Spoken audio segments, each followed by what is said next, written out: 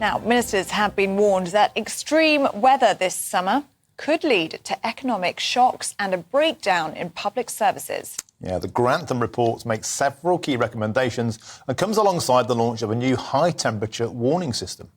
Well, let's speak now to senior meteorologist at the British Weather Services, Jim Dale. Good morning to you, Jim. Really, really good to see you this morning. So perhaps not a shock to people that the country would not be prepared for extreme heat.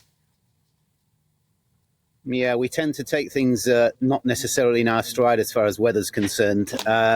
Look, it's 7 degrees where I'm talking to you at the moment. There's no extremes here, I can tell you. But nonetheless, yeah, it's one of those things. I think when we get extreme weather, which we do occasionally, not this week, but nonetheless, it tends to be that we don't handle it as perhaps well as we should. It kind of hits us in the face. It sort of comes along and then everybody panics about it. I think we've got to get better at that. I think we've got to anticipate it. The forecasters like myself that put these things out, I think we've got better at warning that whether it be storms, snow, heat waves, and I think that's where you're going with this. I think we get them, more or less spot on. It's just a case of what the reaction is out there, both in the commercial world and in the personal world. I wonder, Jim, how much of this is just a British thing? Because, I've been to places like Belarus where there's land aircraft on glaciers, or you go to India where it's like 50 degrees and the trains seem to run on time. Is it because our extreme weather is so unusual, it just seems to always take us by surprise?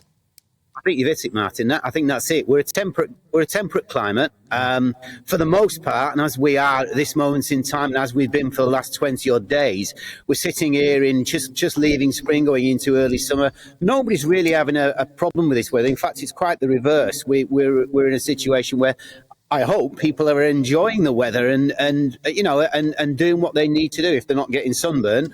But yeah, I think you're right. I think we sort of almost walk around in a haze until something hits us. Now, extreme weather, let's make something clear. Extreme weather is exactly that. It arrives out of the blue for the most part. It doesn't visit us that often, which is why, whether it's snow on the railway lines or extreme heat or storms that come from time to time, that I think as a nation we haven't got quite into it. We talk about the weather a lot. The British are well renowned for that, standing at the bus stop and exchanging views about what the weather's doing. But for the most part, when it actually comes to the extremes of weather, we're not quite there, I don't think. I think we're getting better at it. I think the warning services that are out there are there for those reasons, so that we can be prepared and we can learn and understand and educate ourselves about how the weather actually affects us.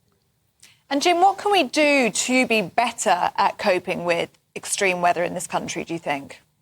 Yeah, well, the first thing is to take note of the warnings that are actually out there. The new heat warning, that there is a voluntary thing. Those people who are at risk from extreme heat, then you can go to the Health Security Agency Met Office new app, and you can be warned about what's coming along. So I think that's the first stage, to be prepared. It's one of those things. You're armed. You know it's coming. You can take the information. And the next thing to say is that information that's given out there in terms of what to do.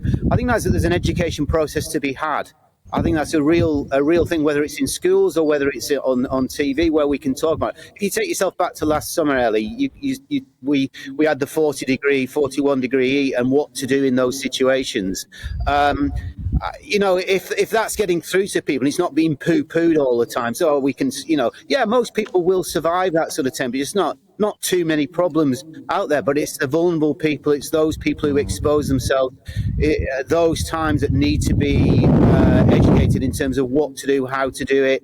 It's because we don't hit 40 degrees. We've never hit 40 degrees before until last summer. So all of these things coming along now, what we might see this summer. I think that education is a big thing. I wrote a book called Whether or Not, and within that there's a chapter called Education after a previous Prime Minister. And I think weather and extreme weather is part of that equation, where if you get that little bit of infilling in terms of what to do in extreme temperatures, what to do in blizzards and what have you, then we don't get stuck on the M62 or the M25. We don't get put ourselves out. When we talk about 40 degrees, by the way, plus, we're talking shade temperature. We're not talking in the sun temperature, which is always 10 or 20 degrees, even hotter than that. So there you go. It's a little bit of wisdom. I wonder, Jim, if part of the issue now as well is that we're all kind of being programmed, certainly by the media, to be terrified of the weather. I saw a picture from 1976 where during the heat wave, there's a bloke at Trafalgar Square with a bowler hat and an umbrella. He's just rolled his sleeves up and he's got his feet in the fountain, enjoying the weather. Yeah. I remember that heat wave as a kid. Whereas now it's like it's a climate emergency. The Earth is sending us a warning. We're all going to die. I wonder if part of it is we're revving up the fear, where actually we can cope with extremes of weather. We're British. We can keep calm and carry on. I think most people can cope if you are advisedly. In other words, if you take that little bit of education, if you do the right things, it's when people do the wrong things or vulnerable people in our society that we've got to look after, make sure that they're doing the right thing as well. But yeah, there is a little bit of a British mentality, whether it's right or whether it's wrong. You roll your sleeves up, you get on with it, you put your bowler hat on and you walk away.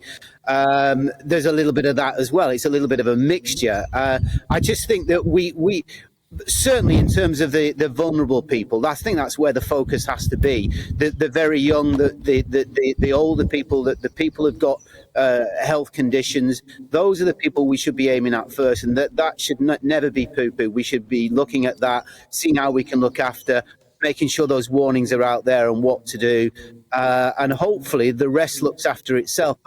But yeah, with climate change moving upwards on the scale, and not necessarily in this country at this moment in time. You only have to look at what's gone on in China this week, and Thailand, places like that, Laos, Vietnam, all record-breaking temperatures. The floods that have been in Spain and Italy of late, and Romania, these are life-threatening things. So it doesn't just affect the vulnerable when it becomes that extreme, and that's why the process of education is so important in terms of what to do. And if we get that, then we'll be far more in a stronger position to be able to deal with what comes along.